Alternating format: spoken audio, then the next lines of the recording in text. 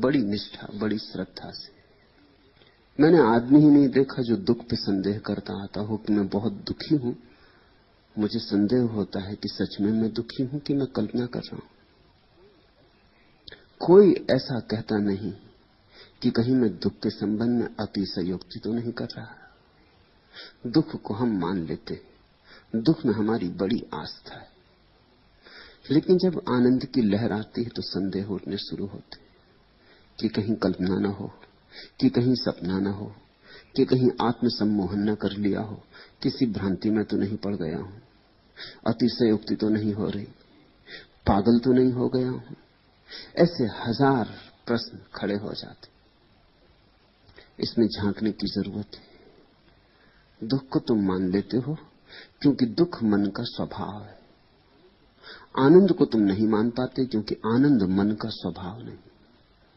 आनंद मन के पार है, दुख मन के भीतर है। दुख मन है और आनंद अमन की दशा है। मन कैसे माने? अंधेरा अंधेरे को मान लेता है, लेकिन रोशनी को कैसे माने?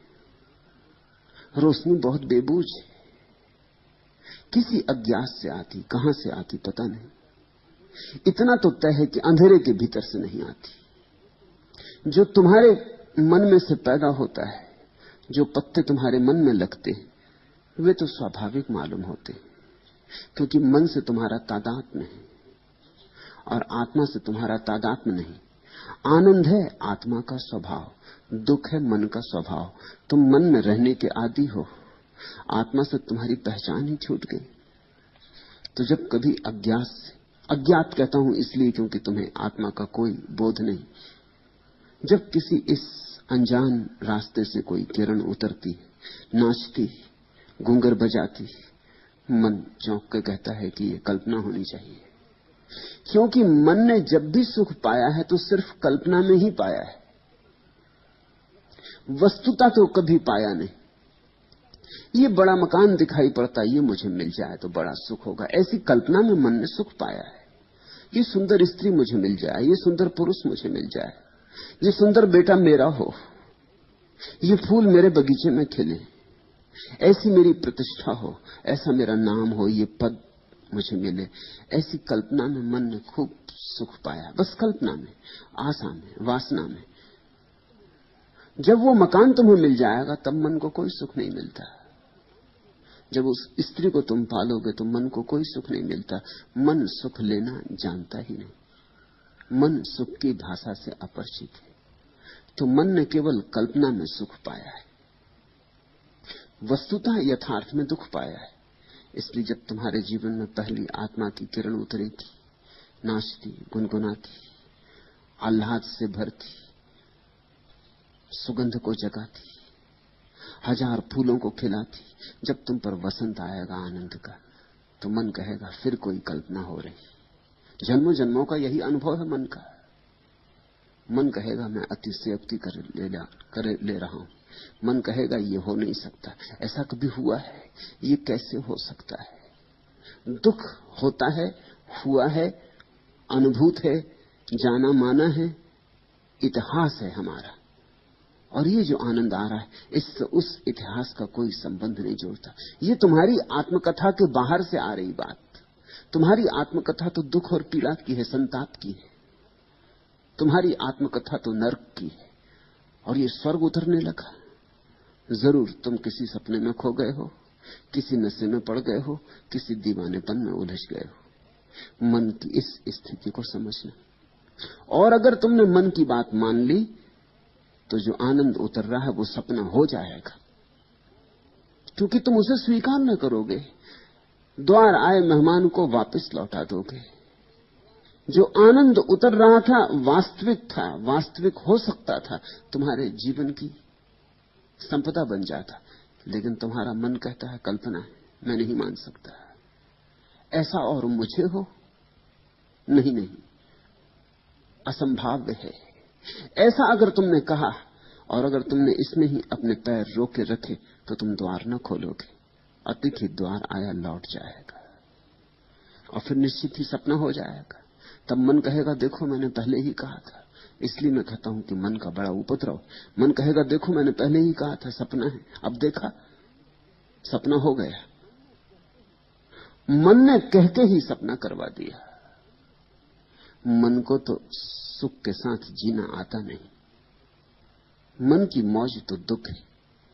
ये वक्तव्य विरोधाभासी लगे तो लगे, लेकिन ऐसा है कि मन सुखी होता है जब दुखी होता है,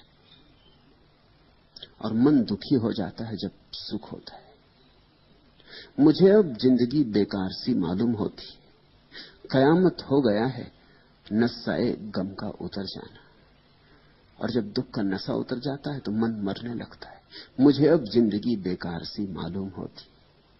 फिर जिंदगी में कुछ काम नहीं मालूम होता, अर्थ नहीं मालूम होता। इसलिए तुम ये जान के चकित होगे कि जिनके पास जीवन में कुछ भी नहीं, वे लोग धर्म की तरफ उत्सुक नहीं होते, क्योंकि अभी उनके मन को फैलने के काफी उपाय हैं। मकान नहीं है, मकान की कल्पना कर सकते हैं। पत्नी नहीं, पत्नी की कल्पना कर सकते हैं। बच्चे नहीं, बच्चे की कल्पना कर सकते हैं। जितना नहीं है उतनी कल्पना को सुविधा है। मन आशाएं बनाए रख सकता है। लेकिन अगर ये सब तुम्हें मिल जाए जो तुम्हारा मन मांगता है, तब क्या करोगे? तब तो और आशा को जगह न रही, स्थान न रहा फैलने को। सब आशाएं पूरी हो गई, फिर क्या करोगे? सब दुख कट गए, फिर क्या करोगे? मुझे अब जिंदगी बेकार सी मालूम होती है, कयामत हो गया है नशा है गम का उतर जाना।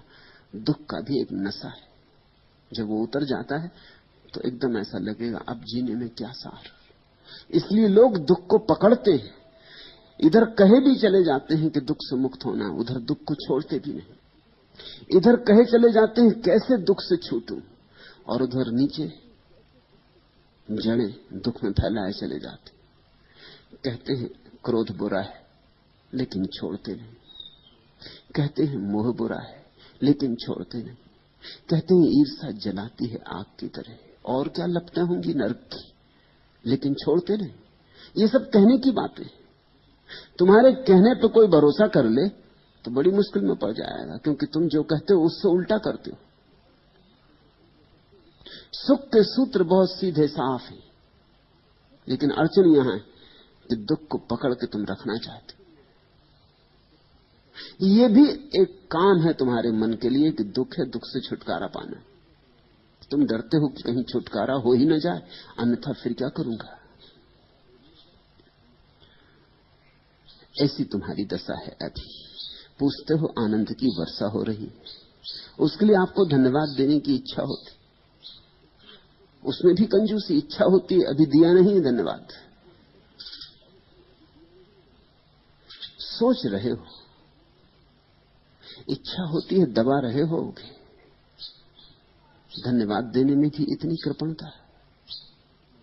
मन धन्यवाद देना भी नहीं जानता, वह भी उसकी भाषा नहीं। मन शिकायत करना जानता है। मन शिकायती है, क्योंकि शिकायत से भी दुख होता है, शिकायत से भी पीड़ा होती है, शिकायत से भी कांटा चुभता है। और जितनी तुम शिकायत करते हो उतना दुख बढ़ता जाता है, जितना तुम धन्यवाद दोगे उतना सुख बढ़ता जाएगा। धन्यवाद का अर्थ है तुमने सुख को अंगीकार किया, तभी तो धन्यवाद दोगे ना। अभी तो तुमने स्वीकार ही नहीं किया, धन्यवाद किस बात का? अभी तो तुम्हें शक ही है कि ये जो हो रहा है सच भी है। अगर कल्पना ही है तो फिर धन्यवाद क्या देना? अभी तो तय करना है कि सच है, तो फिर सोचेंगे। सच भी हो तब भी लोग धन्यवाद देने में बड़ी कृपणता करते। मैंने सुना है अमेरिका में एक बड़ी जौहरी की दुकान, सबसे बड़ी दुकान, उस दुकान के 100 वर्ष पूरे हो गए, तो उस दुकान के मालिकों ने तय किया था कि जो व्यक्ति भी कल सुबह पहला ग्राहक दुकान में प्रवेश करेगा उसको ₹1,00,000 का हार भेंट करेंगे। 100 वर्ष दुकान के पूरे हो गए हैं। ये उन्होंने 100 वर्ष की पूर्ति पर समारोह मनाने का आयोजन किया। इससे समारोह शुरू होगा। जो भी पहला ग्राहक प्रवेश